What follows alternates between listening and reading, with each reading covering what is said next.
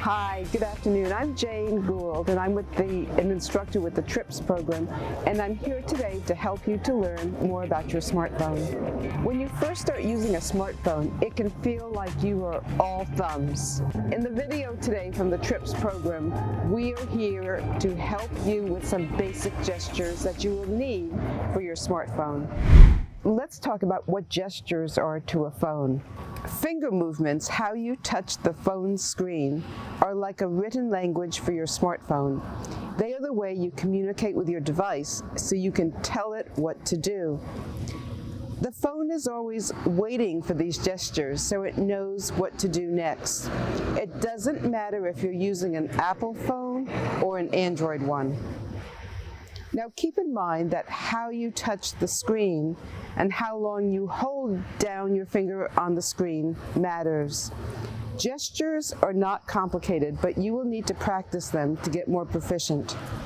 It's a good idea to stop this video in places and just practice. Generally, you will be using the tip of your index finger. If you have arthritis or a similar condition that limits your dexterity, then follow along with a stylus or even the eraser tip of a pencil as you learn the gestures. So here are some basic finger movements we will need to practice. And we'll do a single tap and a double tap. Then we'll look at swipes. We'll swipe up. We'll swipe down to the left and to the right. And we will also be using two-finger drags. Generally, you drag with your index finger or index and middle finger. You spread them out to zoom in, and you pinch to zoom out. So let's see how these finger movements apply on your phone's apps. The tap. So first of all, let's find the Google Map icon on your screen and do a quick tap, like this, with your index finger to open it. Using your index finger, the tap is a quick touch of the screen on the thing you want to activate. The tap is probably the most frequently used gesture you will use on a smartphone. Let's spend some more time with it. At the bottom of the map, you'll see Explore, and when you tap it, some options appear at the top of the screen. Find restaurants, parks, gas stations, and so forth. You can tap on one of these, or if you tap on the small gray box at the top of the page, it will open up a virtual keyboard. And there you can type in, search for anything you like, broadly restaurants, cuisine, the name of a restaurant. If you want more information about the locations you are seeing on the map, you can tap on the icon and learn more about the location. For example, the ratings or the distance, the website, and so forth. That's all there is to it. As you can see, the tap is essential. We're doing more tapping here than Fred Astaire. The next gesture is swiping. It's essential to know how to swipe when you work with most digital pages. The swipe will move your map up and down or left and right and change the geographic area it shows. Here is how you swipe. You start with a light tap, but hold your finger on the screen and move over it in the direction you want to explore. Generally, it's left to right or up and down, but on a map, you can move your finger in any direction. So again, place your finger on the screen and move over the surface without losing contact. You lift up your fingertip when you want to stop. Again, most people find it easiest if they use their index finger. Let's try the swipe one more time. If it doesn't work, stay on this portion of the video and practice. We promise you'll get it in due time. We're going to talk about the finger movements, pinch and spread. These are essential when you are navigating with a map, pictures, documents, and websites. They can help you zoom in and zoom out to see more or less detail. So if you don't have your reading glasses, this is really useful. To zero in on a location, start by touching two fingers, most likely your index and middle finger, apart on the screen and spread them as if you're making a victory sign with them.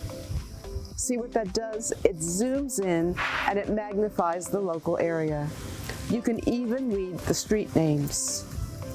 To see the broader area, you do the opposite. You pinch to move your two fingers together. It zooms out so you can see the surrounding area. This is called a pinch. If you don't mind the metaphor, it's like the pinch of a crab. So let's do that again. Take two fingers and spread them apart in a V shape to zoom into a location on the map and see more street detail. Now use the pinch, two fingers that come closer together, to zoom out. You will find this pinch and spread movement very useful when looking at pictures. You want to close your apps to protect your privacy and also to preserve the battery of your phone. So closing an app will depend on the phone model you have. There can be different gestures for different phones. So we're going to show you some of the most common ways to close your apps and get back to the home screen. On older phones, there's a button at the bottom of the screen in this area that you tap, and that takes you back to the home page. On an Android device, the button is virtual. You just tap it, and again, you are back at the home screen. You've closed the apps out. On newer Apple phones, you have to use two gestures. First, to close an app on a newer iPhone, you need to swipe with your finger upward from the bottom of the screen. You can go up. I go up about 1/3 of the mile from the bottom, and then I stop. This is what Apple calls the tray. And the app is still open even though you don't see it. Next, you have to go into the tray and flick your finger upwards on the app. The flick is a tap that moves upward and releases. It's a good idea to look at the apps you have open in the tray from time to time. It's easy to forget that they were there since they're out of sight. So go ahead and close all of them.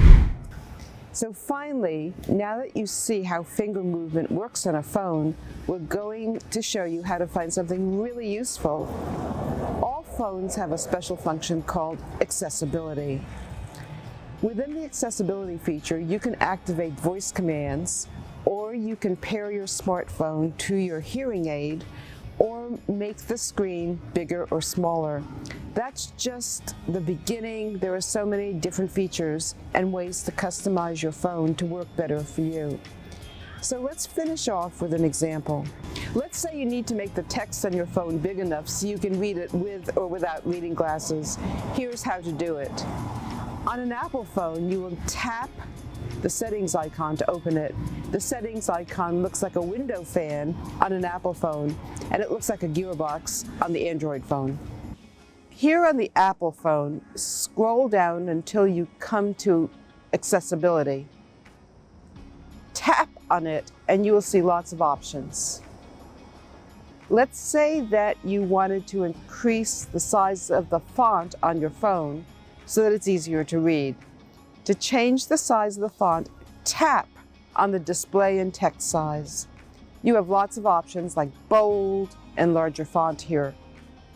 And it's easy to do this when you know how to tap.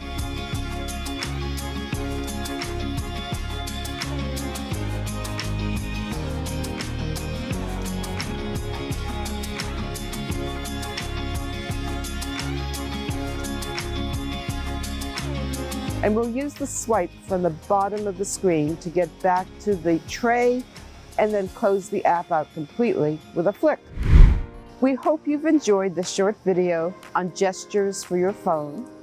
Once you get familiar with the taps and the swipes, we hope that you'll share these techniques with other users who are just beginning and learning how to use your phone better too. And pretty soon you'll be able to get moving and you'll enjoy the rest of the videos in this series. Thanks.